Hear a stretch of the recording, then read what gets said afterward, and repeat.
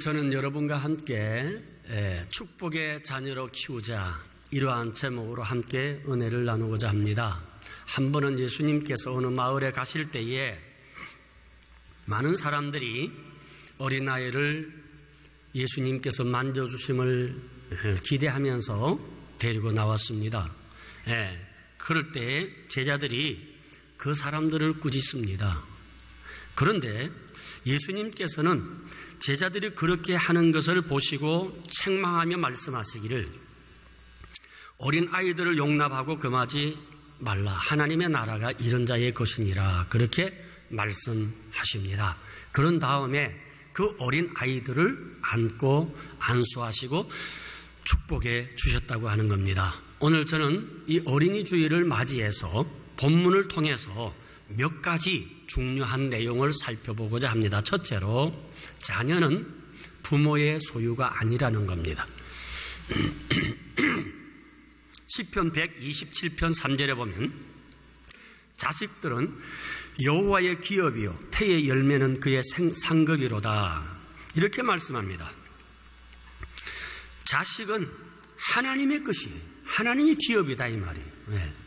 그리고 하나님이 우리에게 주신 선물이다, 그렇게 말씀합니다. 다시 말씀드리면, 하나님께서 허락지 않으시면 자식을 잉태하거나 낳을 수 없습니다. 아브라함을 보세요. 얼마나 아들 갖기를 원했습니까?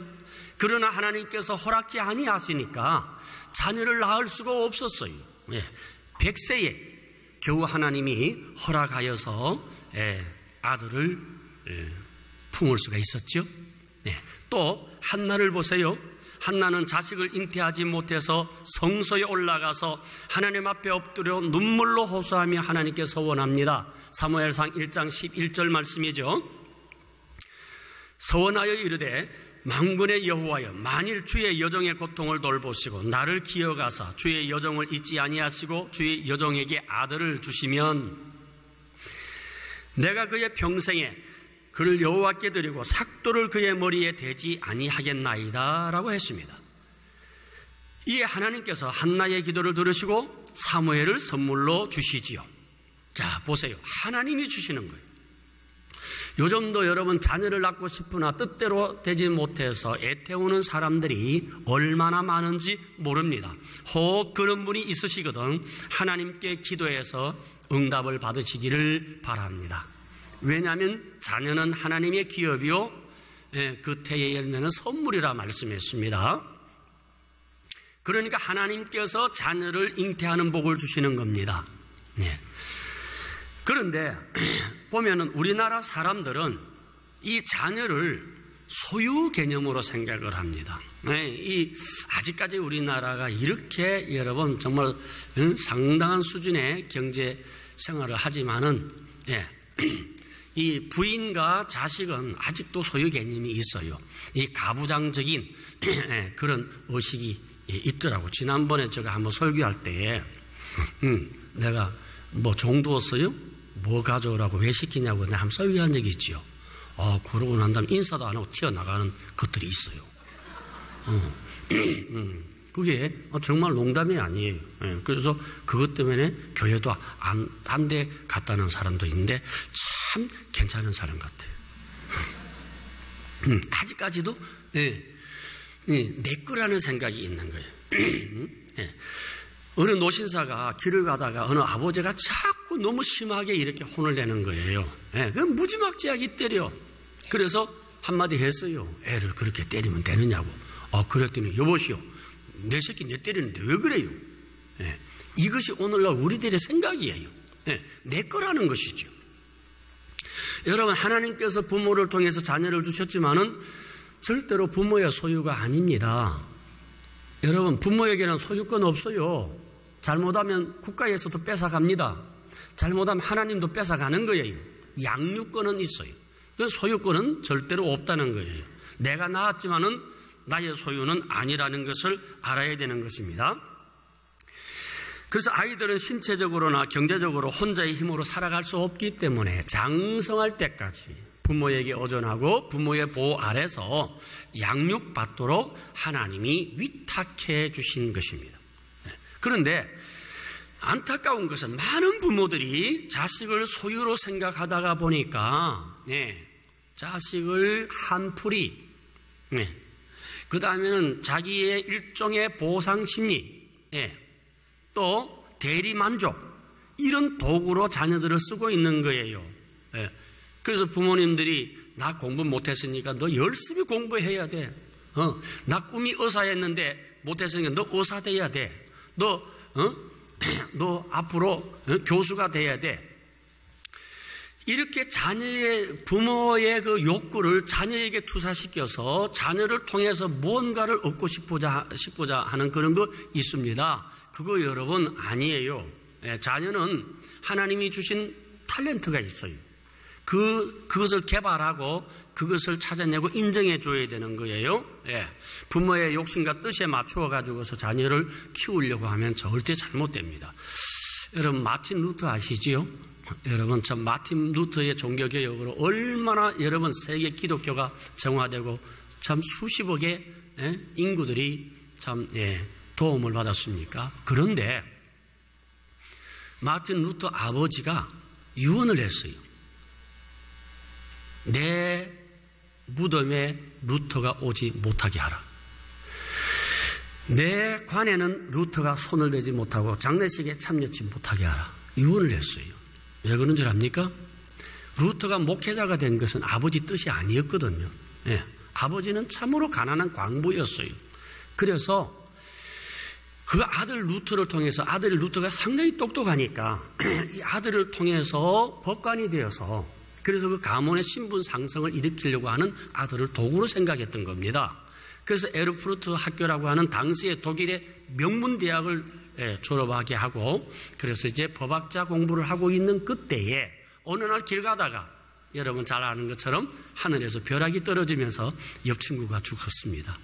그러니까 이 루터가 무릎을 그 자리에서 하나님 살려주시면 주의 종이 되겠나이다 서원을 한 거예요. 그 순간에. 그래서 아버지와 상의를 할 수 없는 상황에서 신부의 수업을 받게 되고 수도원으로 들어가게 된 것이죠. 그 루터의 아버지가 얼마나 실망을 했겠습니까? 분노했습니다. 아버지는 말합니다. 성경에 내 부모를 공경해라 그랬지.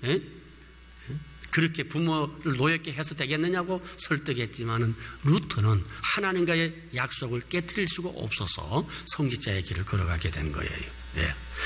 그런데 여러분 한번 생각해 봅시다. 만약에 루터가 아버지 뜻대로 법률가가 되었다면은 누가 그 사람 알겠습니까? 그냥 잘 살다가 끝난 인생이죠. 그러나 그가 종교개혁가가 되어서 얼마나 인류 역사 속에 위대한 인물이 되었습니까? 여러분 인생이라고 하는 것은 하나님께서 각 사람에게 은사와 재능을 주었기 때문에 그것을 성취하고 살 때에 행복한 겁니다. 믿습니까? 우리 교회 그 권사님 딸 하나 있어요. 권사님 딸 하나 있는데 얼마나 똑똑해요. 엄마도 서울대 출신, 아빠도 서울대 출신. 그래가지고서 그냥 공부시키려고 하는데, 이 아이는 그냥 머릿속에 뭐만 있느냐 하면은 이것만 있는 거예요, 이거. 이런 거. 엔터테인먼트. 이런 쪽으로 재능이 있어요. 그래가지고서 미국에 파슨스를 보냈어요. 파슨스를 보냈는데도 그게 관심 없어. 또 연기 학교인가 거기에 지금 들어간. 그러니까 그걸 막 만들려고 하면 안 되더라니까. 안 되는 거예요. 탤런트가 무엇이냐. 그것을 알아야 되는 거예요. 그렇기 때문에 여러분, 아버지의 욕구나 어머니의 기대를 어린아이에게 덮어 씌우지 마시고, 여러분, 어떤 아이는 부모를 실망시킬 수가 없어서 그 길을 간다는 거예요.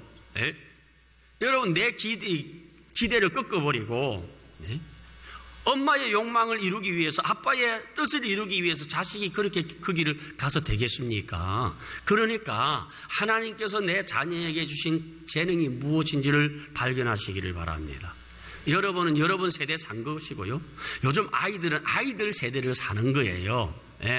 다 독립된 인격체다 이 말입니다. 그래서 부모가 할 수 있는 일은 자식이 살아가는데 최고의 소질을 개발할 수 있도록 도와주는 것, 더 이상은 하지 말아야 되는 것입니다. 그러면 오늘 부모님들이 일류병에 걸려서 자식을 키우면 이거 정말 잘못 키우는 거예요. 아이들 영혼 망치는 거다 이 말입니다. 예? 또 여러분 무조건 사랑이라는 병에 또 걸려 있어요. 예?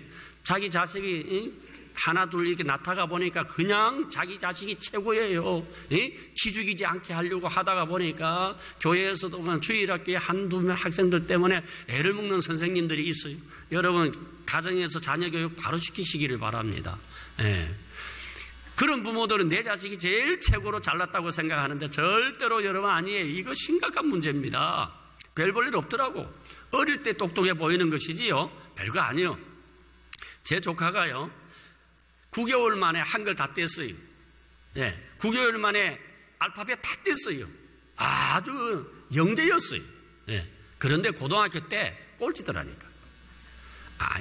여러분 어릴 때 똑똑하다고 그거 아니에요.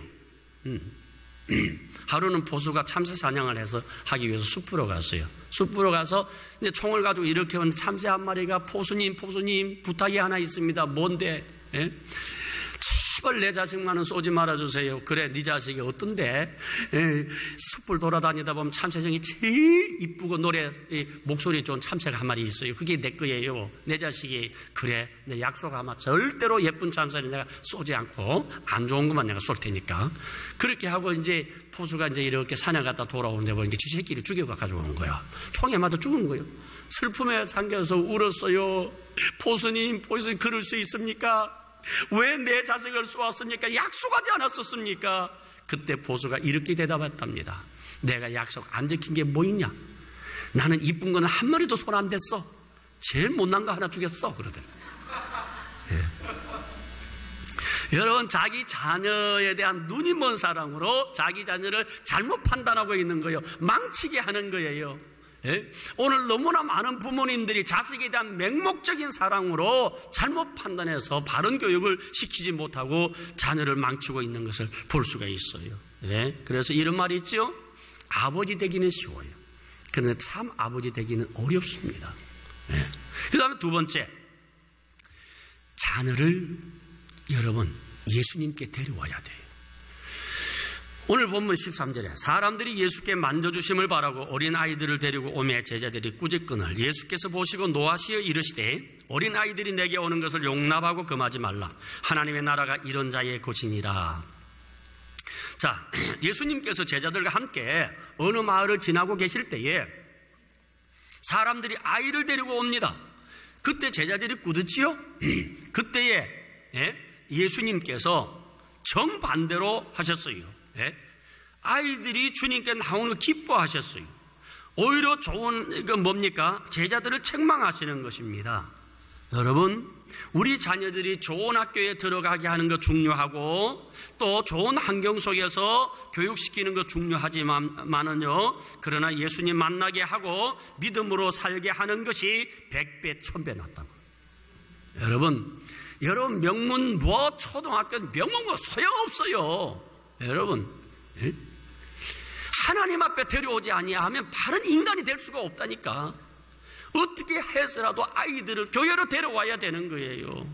여러분 아십니까? 지금 초등학교 아이들에게 여러분 동성애 가르치는 거 알고 있어요?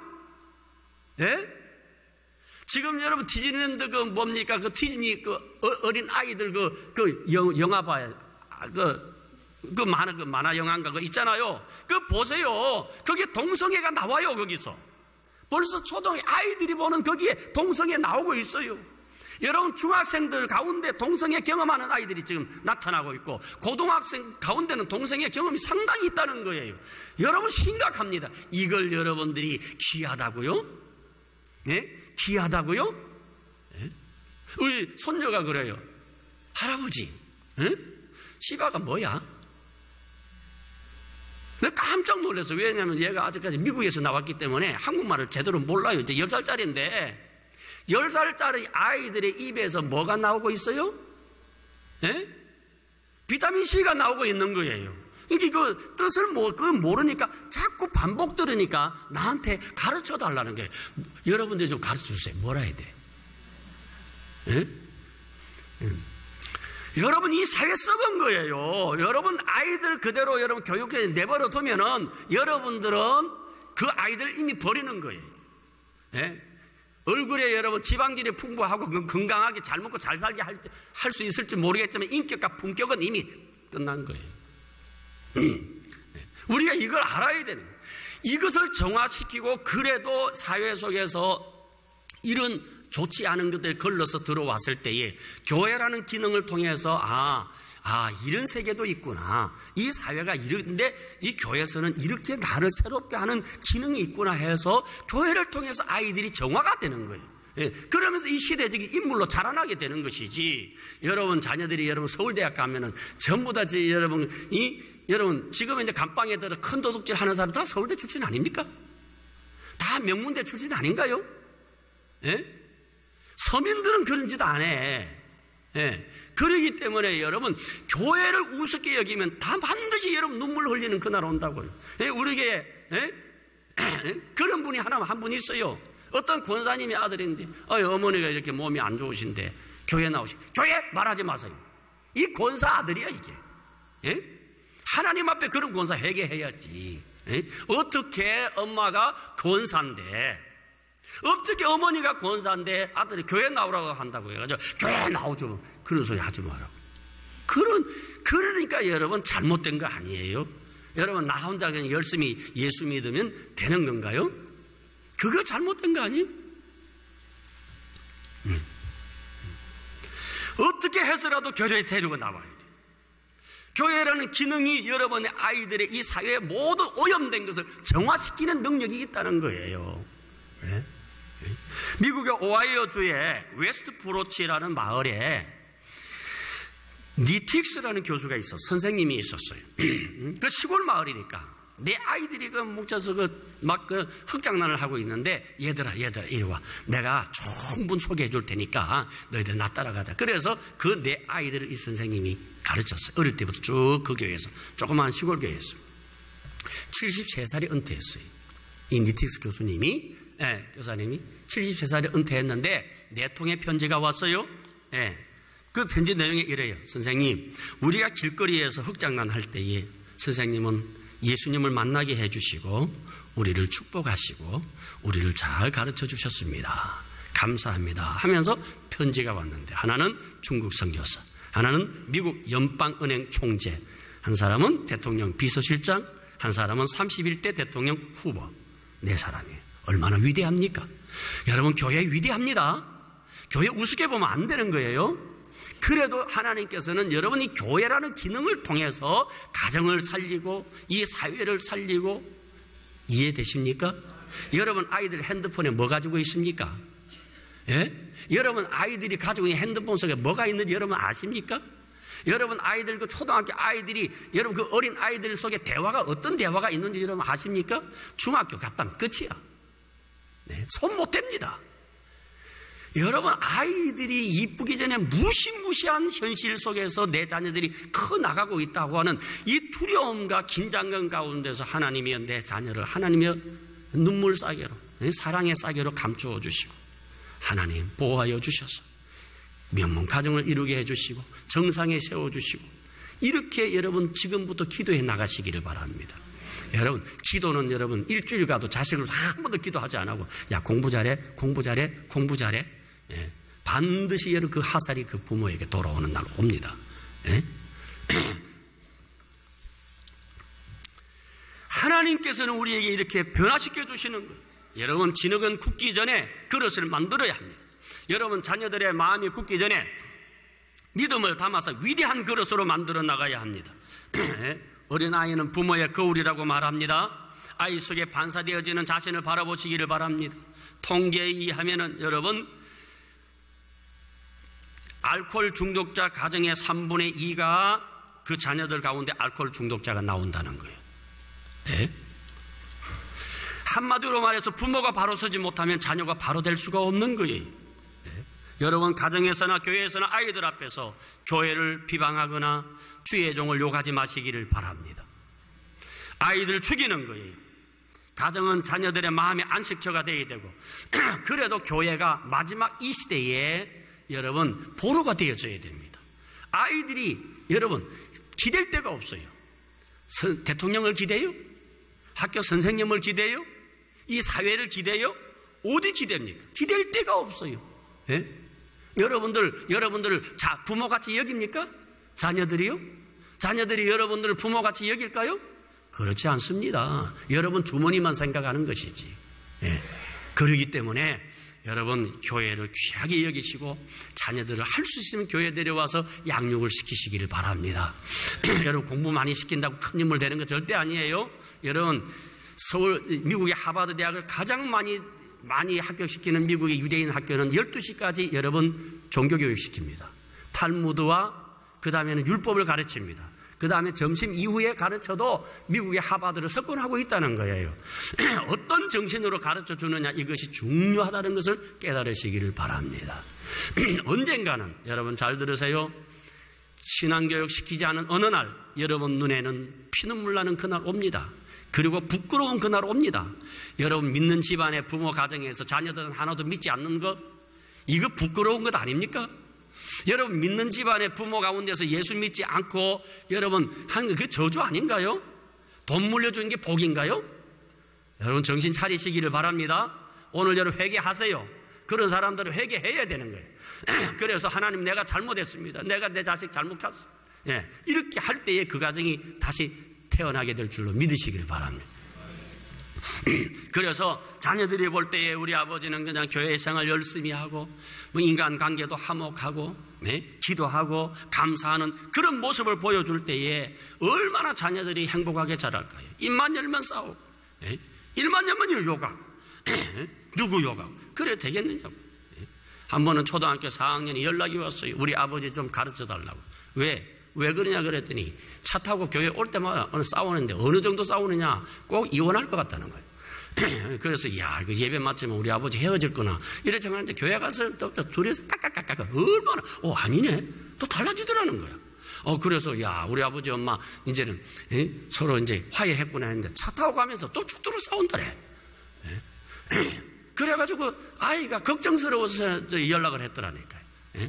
여러분 그러면 되겠어요?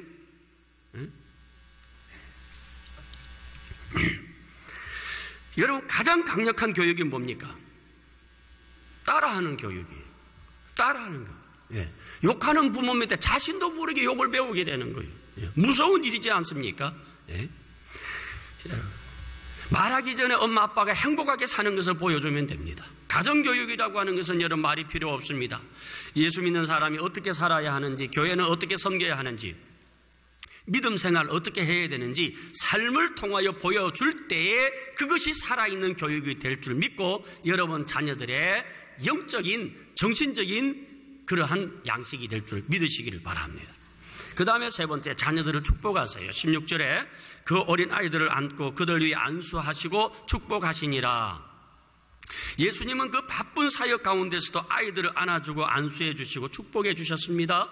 예수님이 행하신 이 세 가지는 모든 부모가 꼭 지켜야 할 것입니다. 첫째, 안아주시기 바랍니다. 어릴 때에 안아주는 거, 이 스킨십이라고 하는 게 얼마나 중요한지 여러분 정신적인 건강에 대단히 중요하다는 것은 이미 아버지 임상학적으로 여러분 밝혀진 겁니다.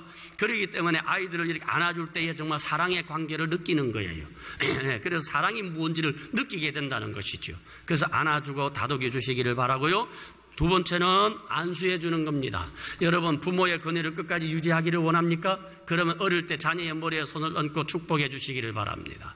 이것이 얼마나 중요한지 모릅니다. 여러분 순종하는 자녀로 키우기 쉽습니까? 그럼 머리에 손을 얹고 반드시 여러분 안수해 주시기 바랍니다. 이것은 성경에 기록되어 있는 거예요. 이삭이 야곱을 축복했어요. 야곱은 12자녀들에게 축복해 주셨지요. 네. 그래서 오늘날도 유대인 교육 가운데 축복이라는 여러분 그런 교육이 있어요. 반드시 유대인들은 민수기 6장 24절에서 26절 말씀을 가지고 여러분 축복합니다. 여호와는 너를 복주시고 너를 지키시기를 원하며 여호와는 그의 얼굴을 내게 비추사 은혜 주시기를 원하며 여호와는 그 얼굴을 내게로 향하여 두사 평강 주시기를 원하노라 하는 이 민수기 6장 24절에 이 말씀을 가지고 내게 하는 여기다가 그 아이의 이름을 넣는다는 거예요. 유대인들은.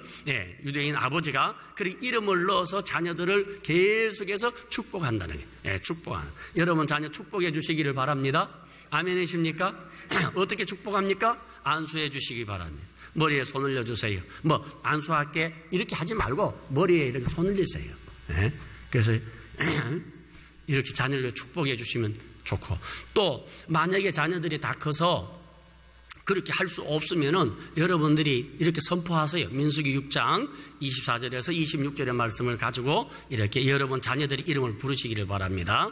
꼭 자녀들의 이름을 부르면서 여호와는 영철이에게 복을 주시기를 원하며 영철이를 지키시기를 원하며 여호와는 그 얼굴을 드사 평강 주시기를 원하며 이렇게 그렇게 여러분 꼭 해서 자녀들에게 축복해 주시기를 바랍니다. 아멘. 네. 그렇게 축복하는 게 얼마나 중요한지 몰라요. 자, 이제 말씀 맺습니다.